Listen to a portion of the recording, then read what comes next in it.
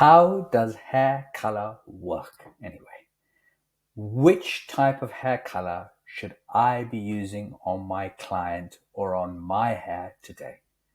Hi everyone, it's Dr. Color here again, and today I'm going to answer for you all the really basic questions which you need to know about hair color so that you can start coloring your or your client's hair and get the best results. Interested? Okay, let's go. So, how does hair color work? What is the hair made of anyway? The hair is made out of a hair cuticle, that's the outer covering, and then inside you've got something called the cortex, which is 80% of the hair structure. This is what gives the hair its color, its thickness, and its flexibility. And inside that cortex, you have these things called the melanin, and that's the natural color of the hair, okay? And right inside, you've got the medulla, but you don't have to worry about that. So what happens when you color hair is typically, particularly when you do permanent hair coloring, is you open up the cuticle, the mixture, which is color, permanent color plus developer, goes in, takes out the natural melanin of the hair, so lightens out the natural melanin of the hair, repigments the hair, and then when you rinse and use an acidic shampoo, you reclose the cuticle and the hair has returned to its natural state. This is how permanent hair color works. It's not like a dye, it's a chemical process which takes place inside the hair cortex, which lightens out the hair's natural melanin and replaces it with new artificial color pigments. And as the word implies, it lasts forever. People ask sometimes, how long does permanent hair color last? And the answer is basically it should last forever. It's only when you get regrowth that you should need to recolor the hair. You might need to retone or refresh, but the basic color lasts forever unless you strip it out. Okay, so this is how permanent hair color works. And obviously in permanent hair color, there are two components.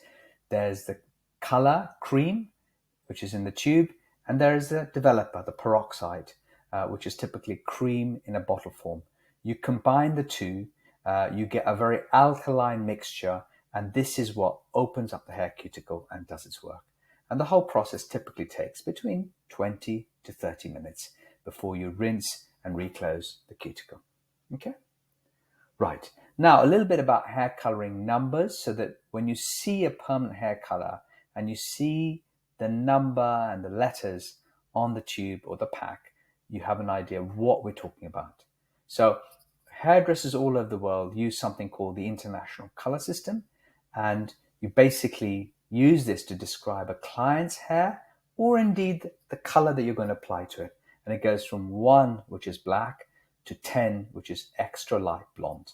And these are the numbers. So 6, for example, in the United States, typically, naturally, women are between 6 to 7. That would be either dark blonde or blonde. Darker bases, Hispanics might be around 5 or 4. And then very dark bases, either African American or Asian, would typically be 3 or even 2. These are the common hair color types in the US. And then, of course, typically women like to go lighter, so they might like to go from 3 to a level 5, or indeed 3 to a level 8 or 9 or 10. And that's what hair coloring is all about. Now, in addition to the levels, there's something called the reflex. And these are the secondary pigments which we put into color to give it its give a really nice 3D color and give a beautiful reflect. And they go as follows. And there are two types out there. There's a European system and the US system, but they're pretty similar and you might as well learn both. They're quite easy to understand. So N, after the number, if you see N, that means it's natural. That means it's a base shade. There's no reflect.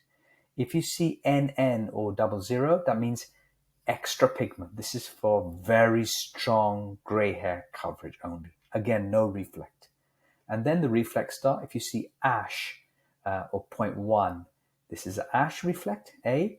And if you see V, violet, 0.2, this is a violet reflect. And these are very common colors, reflex, particularly for women trying to go blonde, because they do a very good job at getting rid of the natural yellow in somebody's hair. Then you've got G, gold, 0.3, C, copper, 0.4, RV, red violet, which is mahogany, 0.5, R red, which is 6, and BR, which is chestnut or brown. Okay, so these are the international color system reflex. We did the levels, and now these are the reflex. We combine them together. I mean, I used an ugly duckling hair color, but this could have been any tube of color, and you see 6GA or 6.31. It simply means this hair product is 6. Let me see now. That's dark blonde. And then G, primary reflex, is gold. GA or 31. And the secondary reflex is ash. So this is a dark blonde with a golden and then a little bit of ash in terms of secondary reflex. Gold with a little bit of ash on a dark blonde hair color. So even without using these words, just using the numbers, it's far easier for professional stylists to explain and know exactly what that hair color is. Okay? And a hair color chart is simply those levels going down the left and the reflex going along the right put together. So it's very easy. Once you start using the numbering system, it's very easy to see that 8.3 is definitely 8 is, we saw that, 8 is blonde, and then 0.3 is gold. So 8.3 is a blonde hair color with a golden reflect. That's the way it works. 9.1 is light blonde with an ash reflect. Okay. 10.1b is 10 level extra light blonde with a blue base ash reflect. Okay. The blue base ash is a patented type of ash sold by Ugly Duckling. It's ash with a little blue tinge, which is very good at killing the yellow. Okay, now questions we get a lot. What's the difference between permanent hair color, semi-hair permanent hair color, demi-permanent color, toners, bleach? Which one should I use anyway? Okay, let's try and explain in a very simple way. Permanent color is a color we covered in some detail just now. The cream and the developer mixed together. This is regular oxidative color. This is what is most commonly used in hair salons, and it's very appreciated in general because it gives lift, which generally people want to go lighter very often. It gives vibrancy, and it gives excellent gray hair coverage, and it's permanent. So this is, and by the way, in spite of being permanent, it can be removed quite easily if you use bleach. It works very well. It's very easy because there's a controlled chemical reaction by which you put the color in. If you use bleach, you can open the cuticles and you can take the color out again, and it can recolor it and change color. Okay, so it's kind of the stylist's most go-to hair color product. Then you get demi-permanent color. This is basically the same technology as permanent color. It's a regular oxidative color. The only difference is there's no ammonia involved. We use typically a different product. Normally it's something called ethanamyline. The result is the same, but typically there's less lift with a demi and a little bit less vibrancy. But like permanent color, it's quite easy to remove also with bleach. Okay. Toners are very, very common. They're typically used after bleach. They're typically used on blonde hairs, but they can be used on darker shades. They add a reflect and they neutralize yellow. Like permanent hair color, you have to, or demis, you have to mix them with the developer. They can be liquid or cream. Ugly Duckling has cream toners, which are very strong, and we're about to launch Blondifier, which is a liquid toner, which is more of a glazed toner. Okay, and then finally you've got a bleach, and bleach is a lifting agent, which, as I said, opens a cuticle, takes out the melanin from the hair, and lightens it. This is what is very good for lifting. Whenever you have to lift hair by more than 3 levels, we recommend that you do that. When you have to strip out a hair color to replace it with another, you have to use that. And the last one is semi-permanent color. And this works basically like paint. There's no chemical reaction at all. You basically paint the outside of the hair. This is very popular for very vibrant fashion effects, blues, pinks, yellows, orange. They're not really semi-permanent. They last a fairly long time. And some brands fade in a consistent way and some don't. They can be very permanent, and they can be, to be quite honest, a bit of a pain to remove. So those are different colors out there.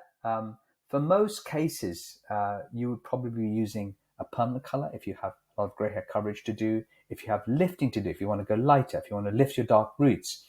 But there is space for demi-permanent if you're looking to tone down, if you're looking for just gentle gray hair coverage and not too much fashion. You could use a demi. If your hair is brassy or yellow and you want to correct the reflect, you definitely need a toner. And then if you need to lift the hair by more than 3 levels or remove color, you need to use bleach. And that's it. Those are different types of hair color out there. And I hope this is helpful to you. Any questions, please just message us and we're always there and we'll try and help you. Okay, thanks very much.